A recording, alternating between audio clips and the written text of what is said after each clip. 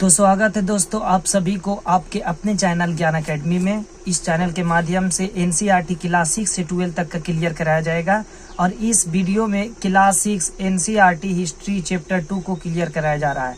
अगर आप लोगों ने हिस्ट्री चैप्टर 1 को नहीं देखे हैं तो इस वीडियो के डिस्क्रिप्शन में लिंक डाल दिया गया है, आप लोग इसे जा करके देख लीजिए। क्योंकि एनसीईआरटी यूपीएससी, पीसीएस और अदर एग्जाम्स के लिए बहुत ही ज़रूरी होता है, इसलिए इसे ध्यान से सुनिएगा। और अगर आप चैनल पे नए हैं तो इस चैनल को सब्सक्राइब कर दीजिए और अगर आपको ये वीडियो अगर अच्छा लगता है तो इसे लाइक ज़रूर कर दीजिएगा। और उम्मीद है कि आप लोग इस चैप्टर 2 का जो है यानी पीडीएफ को टेलीग्राम पर डाल दिया गया था, आप लोगों ने इसे पढ़ करके आए होंगे। अगर आप लोग पढ़ करके नहीं आए हैं तो इस वीडियो के डिस्क्रिप्शन में टेलीग्राम का लिंक डाल दिया गया है, आप लोग उसे ज़रूर से पढ़ लीजिए और फिर इसको रिवीजन करिए, इस वीडियो को देखिए ताकि जो है आप लोगों को बहुत ही अच्छे तरीके से समझ में आ सके। तो चलिए क्लास 6 एनसीईआरटी हिस्ट्री चैप्टर 2 को शुरू करते हैं। देखिए चैप्टर 2 जो है ये आरंभिक मानव की खोज में, ये इसमें जो है आरंभिक मानव के बारे में जानकारी प्राप्त करनी है कि आरंभिक मानव इसके बारे में बोला जाता है। यानी कि पहला पॉइंट है आरंभिक मानव, यानी जो लोग इस उपमहाद्वीप में 20 लाख साल पहले रहा करते थे, आज हम उन्हें आखेटक या तो खाद्य संग्राहक के नाम से जानते हैं। और आखेटक खाद्य संग्राहक समुदाय जो है वो एक जगह से दूसरे जगह पर घूमते रहते थे और इसके घूमने का कई कारण है। जैसे अगर वे एक ही जगह पर रहते तो ज़्यादा दिनों तक, अगर एक ही जगह पर रहते तो आसपास के पौधों, फलों और जानवरों को खाकर समाप्त कर देते।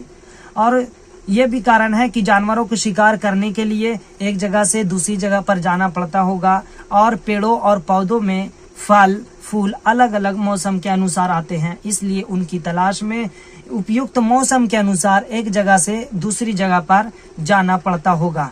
और सबसे महत्वपूर्ण बात है कि पानी की तलाश में भी एक जगह से दूसरी जगह पर जाना पड़ता होगा, क्योंकि पानी जो है हर समय हर तालाबों और नदियों में नहीं रहता है, इसलिए उपयुक्त मौसम में पानी की तलाश में भी एक स्थान से दूसरे स्थान पर जाया करते होंगे। ठीक है, उसके बाद लोग अपने नाते, रिश्तेदारों, मित्रों या दोस्तों से मिलने भी जाया करते होंगे। ये पॉइंट क्लियर हो गया आपका। अब देखिए दूसरा पॉइंट है आरंभिक मानव के बारे में जानकारी कैसे मिलती है। तो देखिए आरंभिक लोग जो है ना वो अपने काम के लिए पत्थरों, लकड़ियों और हड्डियों के औजार बनाए। इनमें से पत्थरों के औजार आज भी बचे हैं और इनमें से कुछ औजार का उपयोग यानी कि किस लिए किया जाता होगा, तो औजारों का उपयोग फल फूल काटने, हड्डियां और मांस काटने तथा पेड़ों की छाल और जानवरों की खाल उतारने के लिए किया जाता था। और कुछ के साथ जो है हड्डियों के मुट्ठे लगाकर भाले और बाण जैसे हथियार बनाए जाते थे। और तीसरा पॉइंट है रहने की जगह निर्धारित करना। चूंकि पत्थर के उपकरण बहुत महत्वपूर्ण थे, इसलिए लोग ऐसी जगह को ढूंढते रहते थे जहां अच्छे पत्थर मिल सके और जहां लोग पत्थरों से औजार बनाते थे उन्हें उन स्थलों को उद्योग स्थल कहते हैं। तो याद रखिएगा मेरे दोस्तों, मेरे भाइयों, कि उद्योग स्थल किसको कहते हैं, तो यानी कि उद्योग स्थल उन्हें कहते हैं जहां पत्थर से औजार बनाए जाते थे, उन्हीं स्थलों को उद्योग स्थल कहते हैं। और कभी कभी लोग इन स्थलों पर कुछ ज्यादा समय तक रहा करते थे और जिस स्थानों पर ज्यादा समय तक रहा करते थे उस स्थलों को आवासीय और उद्योग स्थल कहा जाता है।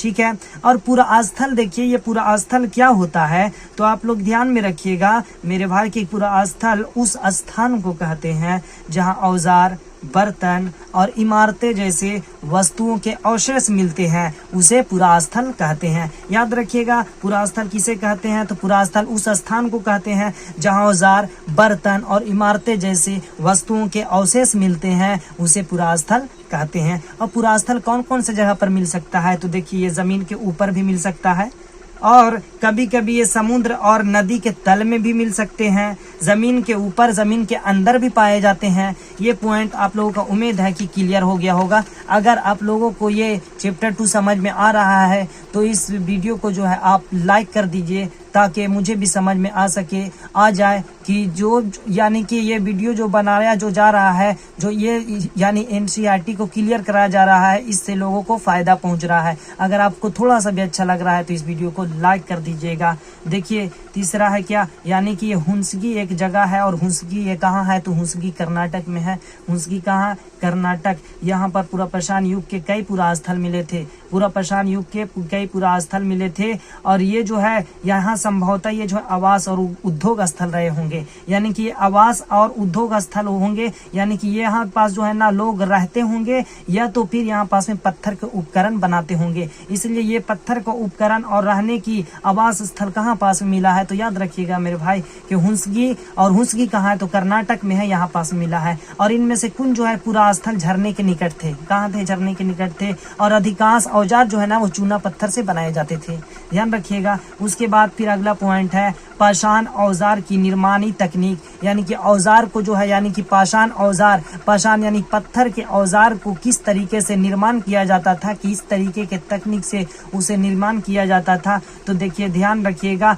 पत्थर से पत्थर को टकराना, पत्थर से पत्थर को टकराना, और इसमें आघात करने वाले पत्थर से दूसरे पत्थर पर तब तक शल्क निकाले जाते थे जब तक वांछित आकार वाला उपकरण न बन जाए। यानी कि पत्थर को जो है ना, यानी उस पत्थर को पैने बनाया जाता था। किस तरीके से पैने कर दिया जाता था, उसको पत्थर से पत्थर को रगड़ा जाता था और उसको पैने बना दिया जाता था। और दूसरा क्या है, दूसरा तरीका है दबाव शल्क तकनीक, यानी कि इसमें करोड़ को एक स्थिर सतह पर टिकाया जाता है, और इस करोड़ पर हड्डी या पत्थर रख कर उस पर हथौड़ी नुमा पत्थर से तब तक शल्क निकाले जाते हैं जब तक वांछित आकार वाला उपकरण न बन जाए। तो ध्यान रखिएगा मेरे भाई। उसके बाद अगला पॉइंट है आग की खोज। अब आग की खोज जो है इस बहुत ही इंपॉर्टेंट प्रश्न, यानी कि बहुत ही इंपॉर्टेंट पॉइंट है ये वाला। तो याद रखिएगा, कुरनूल गुफा में, कुरनूल गुफा से आग के अवशेष मिले हैं। अब ये कुरनूल गुफा भी याद रखिएगा, ये आंध्र प्रदेश में है। कुरनूल गुफा कहाँ, आंध्र प्रदेश में है, और यहाँ से राख के अवशेष मिले हैं। और इसका मतलब यह है कि आरंभिक लोग आग जलाना सीख गए होंगे, ठीक है। तो आग क्या यानी अवशेष कहाँ मिले, कुरनूल गुफा। कुरनूल गुफा कहाँ है, आंध्र प्रदेश। और इससे पता ये चला कि आरंभिक लोग आग जलाना सीख गए थे। और आग का इस्तेमाल जो है किस लिए किया जाता होगा, तो आग का इस्तेमाल जो है ना, यानी कि कई कार्यों के लिए किया जाता होगा, जैसे कि प्रकाश के लिए, मांस पकाने के लिए, और खतरनाक जानवरों को दूर भगाने के लिए भी किया जाता होगा। उसके बाद अगला प्रश्न, अगला पॉइंट है नाम और तिथियां। यानी कि देखिए ध्यान रखिएगा, पुरातात्विदों ने काल को 3 भागों में विभाजित किया है। कितने में, 3 भागों में विभाजित किया है। एक हो जाएगा आरंभिक काल, यानी कि इसको और कौन सा नाम, तो यानी पूरा पाषाण युग के भी नाम से जानते हैं, पूरा पाषाण युग या तो फिर आरंभिक काल। दूसरा है क्या, मध्य काल, और तीसरा उत्तर पाषाण काल, ठीक है। तो याद रखिएगा, अब ये पूरा पाषाण काल जो है, ये पूरा पाषाण काल यानी कि आरंभिक काल, इसकी शुरुआत 12,000 साल पहले, यानी कि इसकी शुरुआत जो है, यानी कि ध्यान रखिएगा, ये जो है यानी कि पुरातात्विदों ने काल को तो 3 भागों में विभाजित किया है। अब इसमें से यानी कि देखिए आरंभिक काल यानी कि पूरा पाषाण युग, मध्य काल एवं उत्तर पाषाण काल। ये पूरा पाषाण काल जो है, ये पूरा पाषाण काल यानी कि आरंभिक काल, इसको पूरा यानी कि 20 लाख साल पहले से लेकर 12,000 साल पहले तक, 20 लाख साल पहले से लेकर 12,000 साल पहले तक के काल को आरंभिक काल या तो फिर पूरा पाषाण युग के नाम से जानते हैं। तो यानी कि पूरा पाषाण युग या तो फिर आरंभिक काल कब से कब तक है, तो मेरे भाई याद रखिएगा 20 लाख साल पहले से लेकर 12,000 साल पहले तक, और इसे आरंभिक काल भी कहा जाता है। उसके बाद यानी कि ये याद रखिएगा, ये जो है ना 2 शब्दों से बना है। पूरा पाषाण काल यानी कि पूरा यानी कि प्राचीन, और पाषाण यानी कि पत्थर से बना है, यानी कि पूरा पाषाण काल। अब इसके बाद मानव इतिहास की लगभग जो है ये 99% कहानी इसी काल के दौरान घटित हुई है। कौन सा काल के दौरान, तो पूरा पाषाण काल के दौरान जो है ये घटित हुई है। और ये पूरा पाषाणिक पूरा स्थल जो है, पूरा स्थल मिला है पूरा पाषाण का यानी कि कौन कौन सा जगह पर, ये भीमबेटका में मिला है, और ये भीमबेटका मध्य प्रदेश में है। और यहाँ पास जो है ना, ये शायद आवासीय पूरा स्थल रहे होंगे जहाँ गुफाओं में लोग रहते थे। ये आवासीय पूरा स्थल है जहाँ गुफाओं में लोग रहते थे। तो भीमबेटका में यानी कि पूरा पाषाण काल के जो है, यानी कि पूरा पाषाण काल का पूरा स्थल मिला है जो कि भीमबेटका में है। और ये भीमबेटका मध्य प्रदेश में है और यहाँ जो है यानी कि आवासीय पुरास्थल होंगे जहाँ पास में लोग रहा करते थे। ठीक है, उसके बाद हुंसगी कहाँ, ये हुंसगी कर्नाटक में है और कुर्नूल गुफा आंध्र प्रदेश में है। उसके बाद भारत में पुरापाषाण युग के दौरान शुतुरमुर्ग होते थे। भारत में पुरापाषाण के दौरान जो है ना शुतुरमुर्ग होते थे और महाराष्ट्र के पटने से मिला है। कहाँ से? महाराष्ट्र के पटने से पूरा यानी पुरास्थल से शुतुरमुर्ग के अंडे के अवशेष मिले हैं। यानी कि महाराष्ट्र के पटने पुरास्थल से शुतुरमुर्ग के अंडे के अवशेष मिले हैं और इनके कुछ यानी छिलकों पर चित्रांकन भी मिलता है, चित्रण भी बनाया हुआ इसके, यानी शुतुरमुर्ग के अंडे के छिलकों पर चित्रण भी बनाया हुआ मिलता है और इन अंडों से मनके भी बनाए जाते थे। यानी शुतुरमुर्ग के अंडे से जो है यानी इन अंडों से मनके भी बनाए जाते थे। और उसके बाद देखिए अगला क्या है, दूसरा नंबर का क्या था, मध्य पाषाण काल। और ये मध्य पाषाण काल जो है ना लगभग 12,000 साल पहले से लेकर 10,000 साल पहले तक, ठीक है, 10,000 साल पहले तक। और ये मध्य पाषाण काल में जो है इसी काल में पर्यावरणीय बदलाव मिलते हैं। पर्यावरणीय बदलाव किस काल में मिलते हैं? तो मध्य पाषाण काल में मिलते हैं। और ये मध्य पाषाण काल कब से कब तक? तो 12,000 साल पहले से लेकर 10,000 साल पहले तक का है। इसे मेसोलिथ यानी कि मध्य पाषाण युग कहते हैं। और इसके परिणाम स्वरूप कई क्षेत्रों में घास वाले मैदान बनने लगे थे। तो यानी कि कौन सा पर्यावरणीय बदलाव मिला था? यानी पुरापाषाण युग से लेकर के मध्य पाषाण काल तक में, तो याद रखिएगा पर्यावरणीय बदलाव मिले थे। कौन सा काल में? तो मध्य पाषाण काल में मिले थे। मध्य पाषाण काल कब से कब तक? 12,000 साल पहले से 10,000 साल पहले तक। ठीक है दोस्तों, उसके बाद इस काल में मछली भी भोजन का महत्वपूर्ण स्रोत बन गई थी। और इसी दौरान उपमहाद्वीप के भिन्न भिन्न इलाकों में गेहूं, जौ और धान जैसे अनाज प्राकृतिक रूप से उगने लगे थे। उसके बाद इस काल के पाषाण औजार आमतौर पर बहुत छोटे होते थे। इन्हें माइक्रोलिथ यानी कि लघु पाषाण कहा जाता था। तो याद रखिएगा मध्य पाषाण काल के जो औजार जो होते थे वो बहुत छोटे होते थे और इन्हें माइक्रोलिथ कहा जाता था, माइक्रोलिथ कहा जाता था। और इसे लघु पाषाण भी कहा जाता था। और देखिए पराया इन औजारों में हड्डियों या तो फिर लकड़ियों के मुट्ठे लगे हंसिया और आरी जैसे औजार मिलते हैं। यानी कि इन औजारों में हड्डियों या तो फिर लकड़ियों के मुट्ठे लगे हंसिया और आरी जैसे औजार मिलते थे। और साथ साथ पुरापाषाण युग वाले औजार भी इस दौरान बनाए जाते थे। यानी पुरापाषाण युग के औजार भी इस दौरान में बनाए जाते थे। उसके बाद तीसरा क्या है, नवपाषाण यानी कि उत्तर पाषाण काल। और ये उत्तर पाषाण काल इन युग की शुरुआत जो है, इस युग की शुरुआत लगभग 10,000 साल पहले से होती है।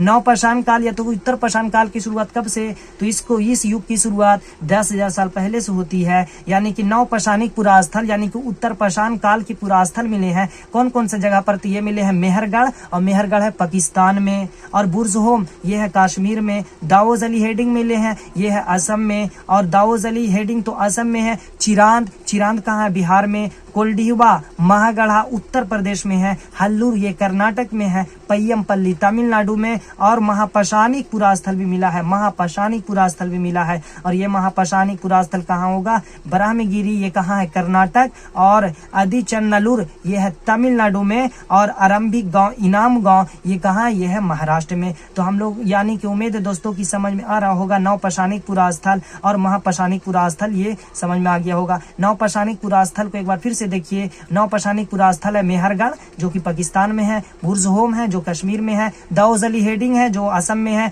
चिरांद है जो बिहार में है। कोल्डिहुआ महागढ़ा है जो कि उत्तर प्रदेश में है। और हल्लूर है ये कर्नाटक में है। और उसके बाद पय्यमपल्ली तमिलनाडु में है। उसके बाद महापाषाणिक पुरास्थल है जो कि महापाषाणिक पुरास्थल जैसे कि महापाषाणिक पुरास्थल ये ब्रह्मगिरी कर्नाटक में है। आदिचन्नलूर तमिलनाडु में है। और आरंभिक गांव इनाम गांव ये महाराष्ट्र में है। उसके बाद शैल चित्रकला यानी चित्रकला भी लोग जो है ना यानी कि उस समय यानी लोग जो है ना चित्र भी बनाया करते थे। किसी भी यानी कि चित्र को बना दिया करते थे। जिन गुफाओं में लोग रहते थे उनमें से कुछ दीवारों पर चित्र भी मिले हैं। यानी जिन गुफाओं में लोग रहते थे उन गुफाओं में चित्र भी मिले हैं। इनमें से कुछ का जो है सुंदर उदाहरण मध्य प्रदेश में भीमबेटका और दक्षिणी उत्तर प्रदेश में लेखनीय की गुफाओं से मिले चित्र हैं।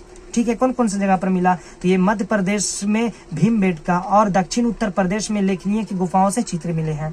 जैसे इनमें जंगली जानवरों का बड़ी कुशलता से सजीव चित्रण किया गया था। यानी कि याद रखिएगा, ध्यान रखिएगा कि ये जो है ना मध्य प्रदेश के भीमबेटका में मिले हैं, जो कि जंगली जानवरों का एक कुशलता तरीके से चित्र बनाए गए थे। और उस वक्त कौन क्या करता था, ये पॉइंट को भी, अगला पॉइंट यानी कि कौन क्या करता था, तो यानी हमने पढ़ा कि आरंभिक लोग शिकार तथा फल मूल का संग्रह किया करते थे और वे पत्थरों के औजार और यानी कि गुफाओं में चित्र भी बनाते थे। पत्थरों के औजार बनाते थे और गुफाओं में चित्र भी बनाते थे। और हमें आरंभिक मानव के श्रम के वर्गीकरण का कोई ज्ञान नहीं है। अब कुछ महत्वपूर्ण तिथियों के बारे में समझ लेते हैं एक बार दोस्तों। यानी पूरा पाषाण युग 20 लाख साल पहले से 12,000 साल पहले तक, मध्य पाषाण युग 12,000 साल पहले से 10,000 साल पहले तक, उसके बाद है नवपाषाण युग का आरंभ। नवपाषाण युग का आरंभ कब से होता है, इसके बारे में आप लोग कमेंट्स करके बतलाइएगा।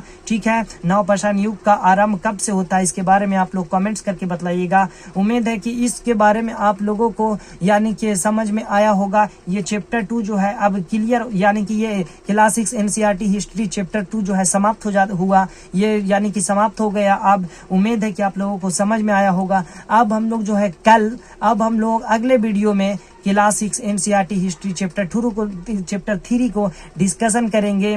और इसका यानी कि इस क्लास 6 एनसीईआरटी हिस्ट्री चैप्टर 3 का जो है यानी पीडीएफ को टेलीग्राम में डाल दूंगा और टेलीग्राम का लिंक आप लोगों को इस यानी वीडियो के डिस्क्रिप्शन में मिल जाएगा। आप लोग वहां जाकर के चैप्टर 3 का पीडीएफ को जो है आप लोग पढ़ लीजिएगा। और इसके बाद फिर हम लोग यानी आप लोग पढ़ लीजिएगा और फिर उसके बाद फिर इसका रिवीजन करेंगे ताकि अच्छे से समझ में आ सके। ठीक है, ताकि अच्छे से समझ में आ सके। तो यानी कि आपको अगर अच्छा लगा है तो इसे लाइक कर दीजिए और मिलते हैं अगले वीडियो में। तब तक के लिए